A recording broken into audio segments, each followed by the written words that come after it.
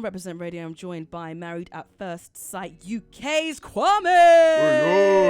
Hey. We're literally coming up to the end of the show now, aren't we? It's gone so quick, doesn't it? It's been so good though. When did you actually film it? We were filming from the beginning of April, more or less. Oh, okay. And so then, it's this year. Yeah, this year, yeah. The hard part is, I think it finished like just at the beginning of summer. Yeah. So you're going through all of summer. People asking, where have you been? What have you been up to? And you can't tell. That's right. Yeah. You can't. You know, we're signed to an NDA. So there's a lot of there's a gap between when you finish to when it actually starts showing. And you know who's still together, huh? You know more, yeah. That's why doing these interviews is very tough. You can't talk. Very, very tough. No, do you know what? I'm actually really interested to see who's been able to maintain somewhat of a couple. I feel like there's a couple of people in there for sure. Listen, it's all strong couples. Yeah. You know, I did an interview with Marilise from the previous season. Yeah. I did it on my podcast. Yes. Plug the podcast.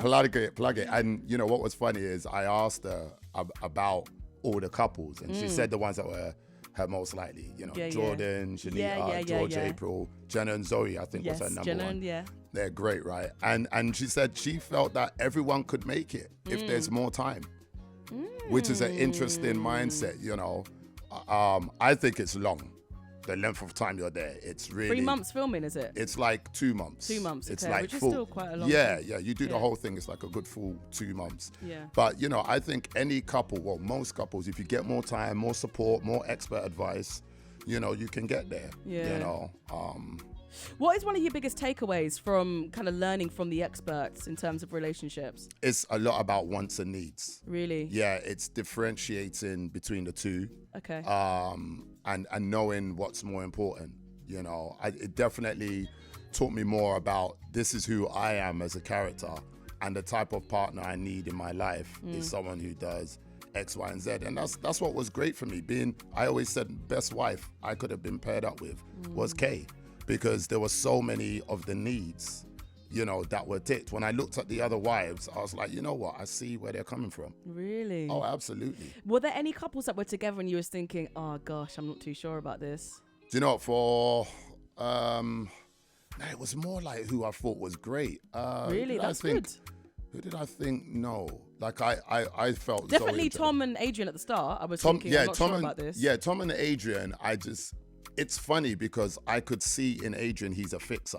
He's someone, I think part of who he him is as his makeup. Yes, I like to make people better. I like to make people feel better. So seeing Adrian, Thomas gave me the sort of vibe of he needs someone who's there that will keep him in check and go, babe, calm down and whatnot. So I actually thought they were a good balance. Right. It was just like, Thomas, is tone it down. It's getting the scales on the right, Right, and you see the growth. Oh, yeah. You know, and Adrian gets more of a voice, you know. Yeah. Zoe gets more of a voice. By the end of the season, you see the quiet ones are a lot louder, you know. Yeah. So, I don't know. Who did I not think?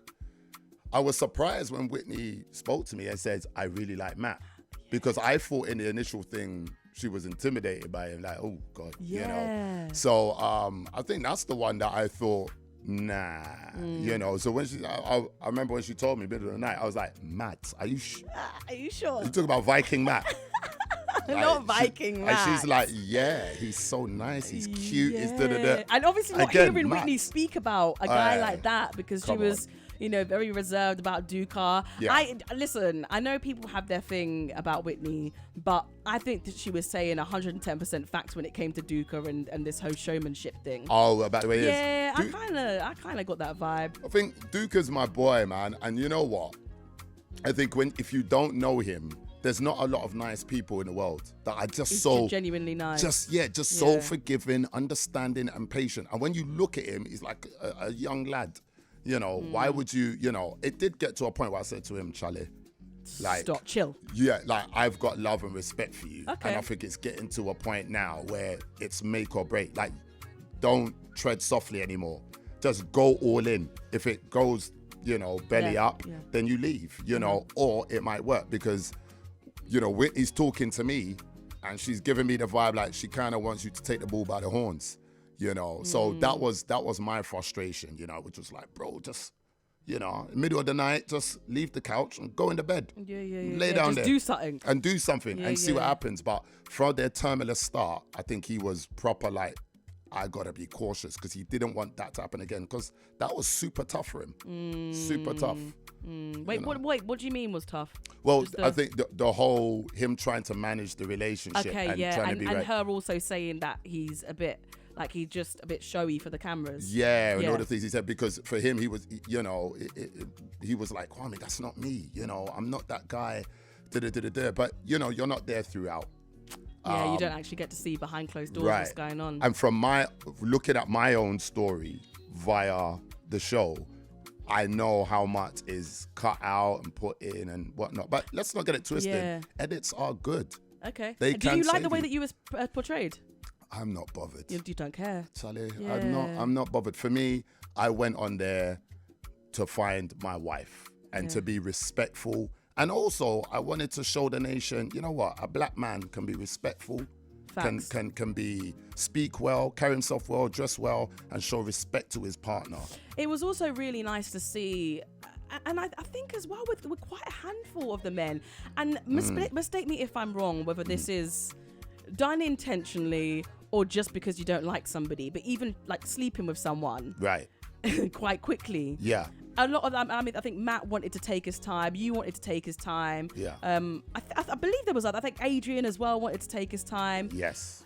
Was that down to not really knowing how attracted you was to someone, whether you liked them, or was it for genuine reasons? That's right, for genuine reasons. Yeah. I mean, you know, also, let's not forget, Lara took her time with Richie. Yeah. April initially with George, you know, and I think sometimes you meet somebody and there's that initial like, right, I want to, you know, get down to business. And then there's some that you may see things in the beginning that make you go, do you know what? Let me move cautiously. I've been here before. It didn't work out so well. I came on this process to find someone and make it work. I'm not going to make mistakes. And, you know, I can't speak for the others, but for me personally, my family and friends, that's the advice they gave me. They're like, you know what, KB, take time. Get to know her. Don't fools rush in.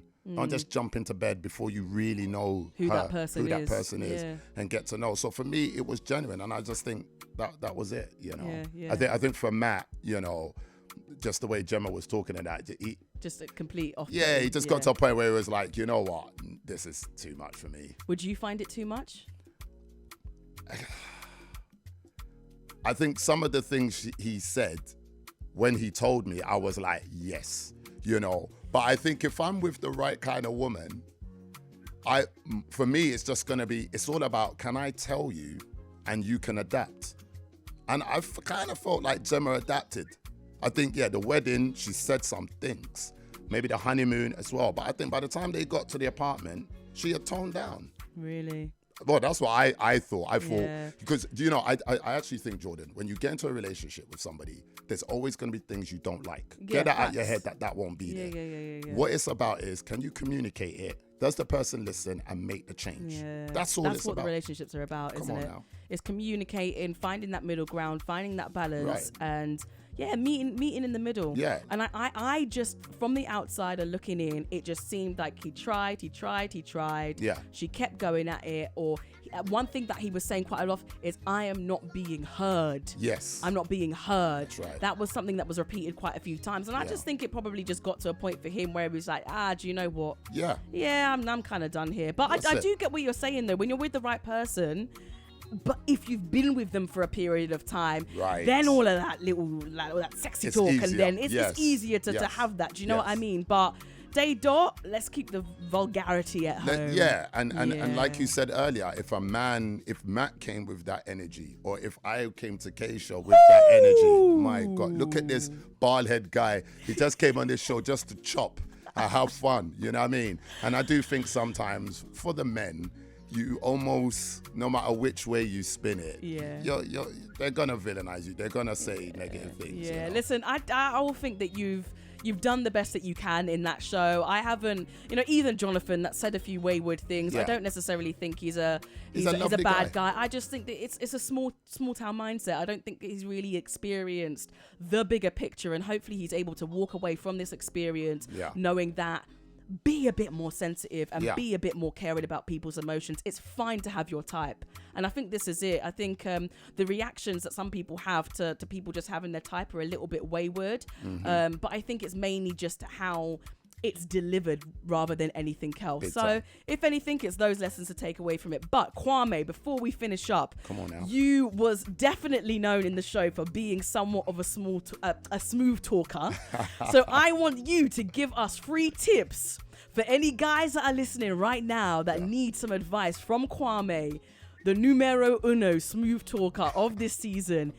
Run us 3 tips. 3 tips for being a smooth talker. All right. Well, the first thing is you want to be genuine, right? You want to be genuine.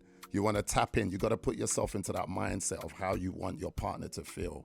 And then just let it flow. Let it flow. Let So it that's flow. tip number 1. Let it flow. Just let it flow. Tip number 2 is understand your partner. What is it that gets her juices going? You know, what is it that she wants to hear that's going to make her, and tap into that. Say it. Is it flowers? Is it chocolates? Is it innuendos? Yeah.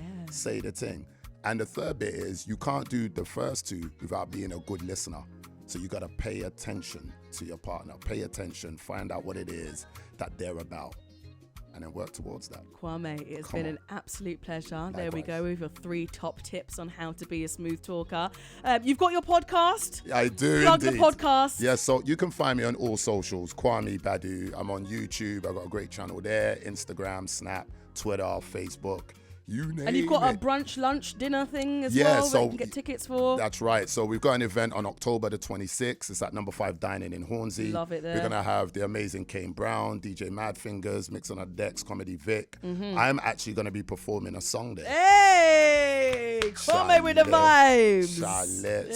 So, and I've got like cast. So I got Jordan, Nice. PJ, Duka, and we might have some other cast members coming through as well. So October 26th, you get your tickets on Eventbrite. If you go to College Bros Podcast on Instagram, the link is in the bio. The link is in the bio. Kwame, it has been a pleasure. Cannot wait to see where you go from here. Thank you so much for stopping by Represent Radio. It's been a pleasure. Thank you. Thank you. Tune into the King of Soul.